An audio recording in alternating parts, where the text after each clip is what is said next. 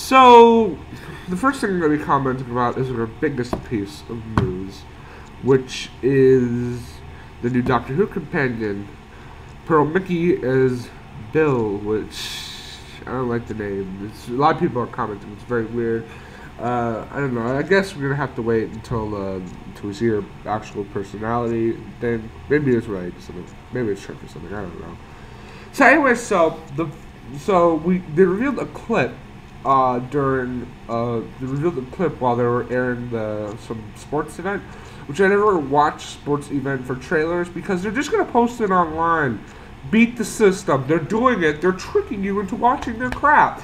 You gotta beat the system for that. You guys understand what I'm saying? They're just gonna post online anyways, so you might as well beat the system. Unless you know exactly what time and what commercial it's gonna be on, then you should watch it, but only if to get it on the perfect time. That's how I do it, at least. So big pieces of news. We saw her in action. We saw her fighting against Daleks. So one thing I like is how she's having kind of she's kind of back to talking to the Doctor. She questions stuff. She questions a lot of logic, which would be helpful to some people who are just coming into the series.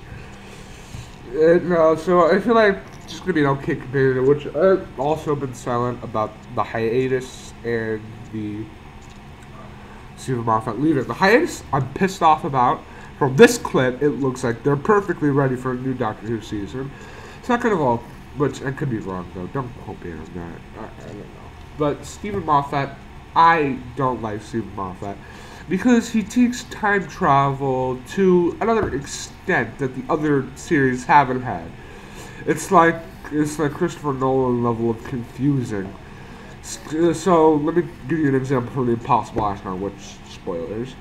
The Doctor is getting assassinated by his wife. Well, he's standing next to his wife while his friend is off to the side pregnant with his wife. That isn't confusing. I don't know what it is. There's probably more of that. It just gets really confusing, and sometimes it gets disturbing. I don't really like his writing style. And to be fair, I'm actually kind of glad he's gone, because Series 6 was really, really intolerably weird for me. I mean, I like Series 5, and I like Series 7, but it's just so goddamn weird, you know? I don't know. It takes time travel too far. The quality seasons have been getting better with this kind of stuff, but it's still weird. But it's kind of losing the charm that the other Doctor Who episodes have had. So I feel like this new writer better bring something fresh to the show, you know. So with that in mind, the new companion looks like she'll be great, but she'll probably only last a season. Capaldi's Sissy's leaving, so new viewers can get in. So I don't know. He's basically all but confirmed for that. So the other piece of news is that they have that they're talking about the costumes for episode 8. Ray's still wearing the same thing that she was wearing in the last movie, and so Luke's wearing a similar costume to the one he wore in episode 6, Return of the Jedi, which I actually saw a picture of that somewhere. I don't know if I can post it. I'll probably get into a lot of trouble if I post it, so I won't post it because this channel is just like really begging. Like the older videos, like they should be taken down for copyright because there were some blatant abuses. I am surprised. I'm living on the edge. Savage thug life. All right, so the next bit of news is the Inhumans has been taken off the schedule. And I am really mad about this because there were a lot of big plans. There were rumors. This would have been a really cool concept, which I have a theory. It may be taken off because Marvel just may have gotten the rights back to Fantastic Four, which I just thought of. Because the Inhumans are supposed to be kind of their pseudo-Fantastic Four replacement, so which is like, hell yeah. Alright, I'm okay with this.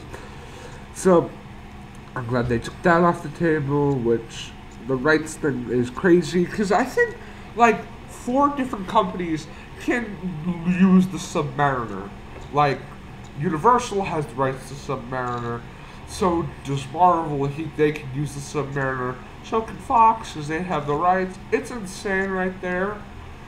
Like there are four different franchises that can use the Submariner, so it's really insane with that. But humans are really pissed off that they're getting their movie, not only because I think they're a really cool and unique concept, but not only that, it's because I have their first appearance also, like ever. So I'm just really, disappointed that they didn't get their own movie. But hey, they'll probably get their own movie at some point. This just means that that Marvel has probably reacquired the rights to Fantastic Four, which I'm really excited for, because that last movie was dreadful. I mean, ugh. Black Nerd was so right when he said it was doomed.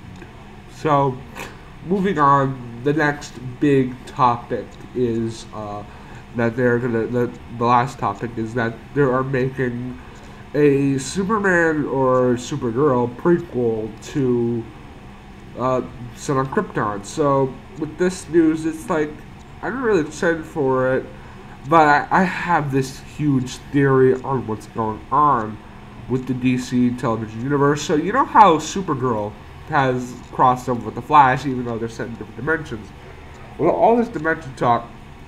Now, remember, last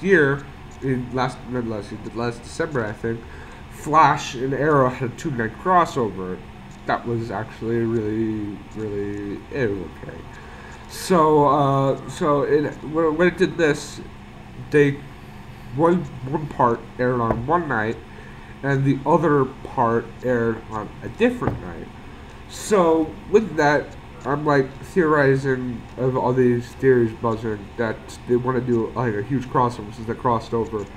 They want to do like a huge crossover. So this show will air on this show should air on Friday, because on Sunday Gotham will air. On Monday Supergirl will air. On Tuesday Flash will air. On Wednesday Arrow will air. And on Thursday, Legends of Tomorrow will air, and on Friday, Krypton can air, or if it decides to air on Saturday, which they can't have two DC shows on the same night. And that'd just be overkill on two competing networks. I mean, that'd be overkill. So, my theory is they will be doing Crisis on Infinite Earths, because they have been introducing the multi-dimensional theory on their shows, so that would be really awesome if they did that, because there have been Easter eggs, maybe even Darkseid. Hell, maybe even Smallville could come back to make a cameo or something. I don't know. That would be literally insane if they did that. I would. So hey, I'll give you all my money if they of all these shows. Mainly because I kind of want to see. I don't really care about Gotham, and I haven't seen Krypton, because I just want to see all the superheroes come together. And mainly I mainly want to see Superhero crossover because of Martian Manhunter. He's one of my favorite superheroes of all time. I would love to see him in fighting some alongside the heroes he deserves to be in. So with that, that's it for today's episode. What do you guys think about all this crazy sci-fi news?